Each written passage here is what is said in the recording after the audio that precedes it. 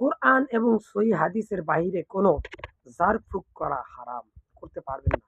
আপনি কোনো কিছু করতে হলে সেটা কোরআন এবং রাসূল সাল্লাল্লাহু আলাইহি সাল্লামের দ্বারা অনুমোদিত হতে হবে। এর বাইরে আপনি করতে পারবেন না।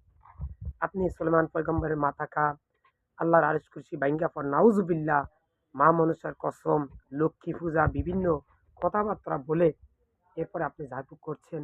আবার অনেক সময় অনেক মুসলমানকে বলতে শুনি যে কুফরি দিয়া কাটতে হয়, কোরআন দিয়া ধরে না, নাউজুবিল্লাহ। আপনি কোরআনকে অপমান করলেন। অথচ আল্লাহ পাক বলেছেন হুদাল লিন্নাস, এটা মানব জাতির জন্য হেদায়েত। এবং আল্লাহ পাক বলেছেন ওয়াশফি সুদুরা কওমিন মুমিনিন ওয়া শিফাউন ফিস সুদুর ওয়া ইযা মারিদতু ফাহুয়া ইয়াশফিন কুল হুয়াল্লাযিনা আমানু হুদান ওয়া শিফাউ। এভাবে কোরআনে বিভিন্ন আয়াত আছে যেখানে শেফার কথা বলা হয়েছে, রোগ মুক্তির কথা বলা হয়েছে।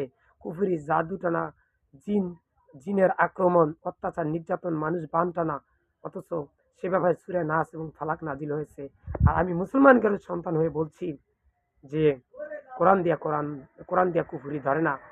কোরআন এখানে কোনো কাজ করে না। কোরআনের কোনো শক্তি নাই। আস্তাগফিরুল্লাহ। আল্লাহ পাক কোরআনের ভিতর শক্তি রেখেছেন। সেটা আল্লাহর ইচ্ছাই হয়। আল্লাহ ছাড়া কারো শক্তি নেই, এটা ঠিক আছে।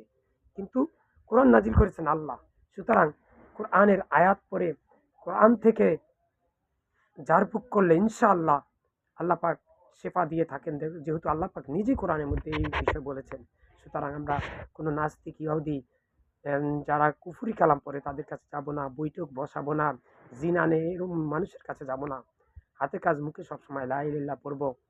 ইয়া আল্লাহ, আমি সহ পৃথিবীর সকল মুসলিম উম্মাহকে তুমি শিরক, বেদাত, কুফরি এবং গীবত মুক্ত রেখে মৃত্যুর সময় মুখে লা ইলাহা ইল্লাল্লাহ পড়ে মৃত্যুবরণ করো। আমিন। ভিডিওটা বেশি বেশি করে শেয়ার করুন। আসসালামু আলাইকুম।